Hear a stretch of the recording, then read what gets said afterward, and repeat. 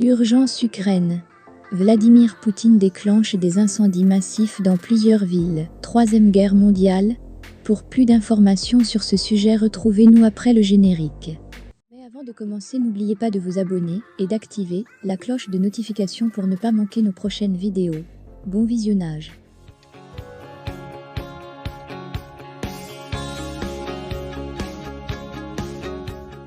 Vladimir Poutine a annoncé en pleine nuit sa décision de lancer une opération militaire contre l'Ukraine, un pays qui est sur son radar depuis des semaines.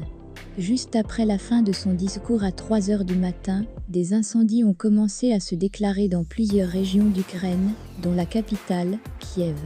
Vladimir Poutine a promis une réponse forte et douloureuse aux Occidentaux imposant des sanctions à la Russie.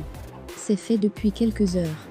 Le président russe a lancé la première opération militaire contre l'Ukraine dans la soirée du 23 au 24 février 2022. Plusieurs médias ont annoncé que la riposte s'était traduite par le bombardement de plusieurs villes, dont la capitale. J'ai pris la décision d'une opération militaire spéciale et j'ai appelé l'armée ukrainienne à déposer les armes, a déclaré Vladimir Poutine dans un communiqué. Nous travaillerons à la démilitarisation et à la dénazification de l'Ukraine, a ajouté Poutine.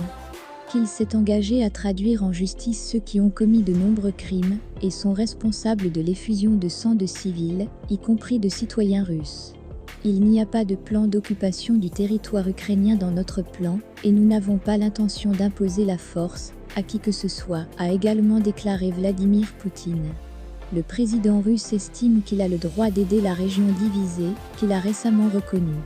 Le journaliste du quotidien de la Libération a souligné sur place qu'une minute après le discours, 2 explosions se sont produites à Kramatorsk, le centre administratif et militaire de la région du Donbass. Urgence Ukraine. Vladimir Poutine déclenche des incendies massifs dans plusieurs villes. Troisième guerre mondiale, Douaguz. Ensuite, cibler toutes les plus grandes villes du pays, y compris Mariupol sur la côte de la mer d'Azov, et la capitale, Kiev.